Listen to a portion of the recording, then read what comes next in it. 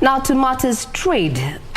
President William Ruto has rooted for closer trade ties between Kenya and Spain. Speaking during a meeting with Spain Prime Minister Pedro Sanchez at State House Nairobi, Ruto called on Spanish investors to exploit the vast business opportunities available in the Republic of Kenya.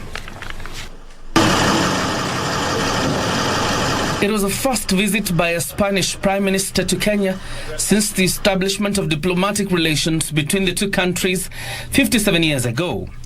President Ruto playing host to Spanish Prime Minister Pedro Sanchez, who is touring the country. Thank you, sir. While insisting that Kenya is open to trade and investment opportunities, President Ruto rooted for closer trade ties between Nairobi and Madrid. The head of state calling on Spanish investors to pay attention to emerging business opportunities in Kenya. Kenya welcomes, Your Excellency, the interests of Spanish companies in various sectors, including tourism, agriculture, infrastructure, water management, and renewable energy.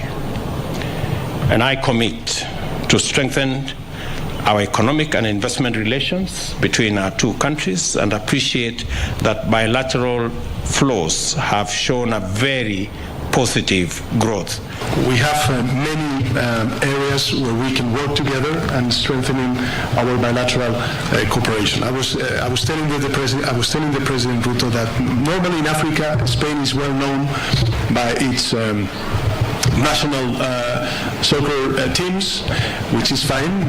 We love that, but I think that Spain is also a potential ally. The two countries have agreed to develop a permanent dialogue, building on common principles and shared values as part of strengthening their relations. We are very strong believers that the future is that of cooperation, working together and building a common market, not just as the East Africa community, but also as the continent of Africa, using the infrastructure of Africa Continental Free Trade Area, that Kenya is a signatory.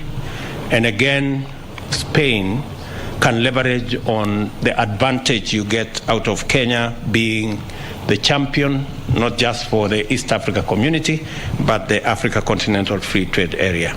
3 memoranda of understanding touching on trade, health and education were signed during the meeting.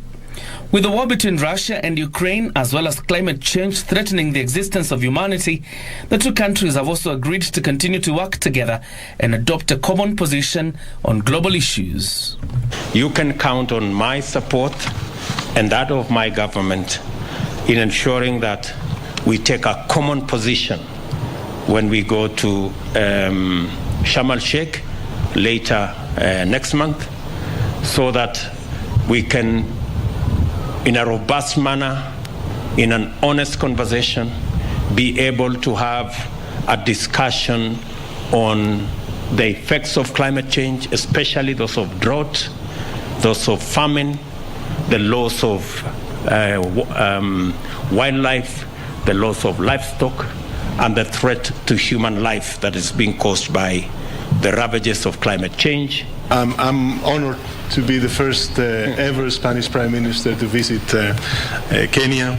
Of course, we're looking forward to have your visit in Spain soon next year. And of course, we're looking forward to strengthening our bilateral cooperation on many fields.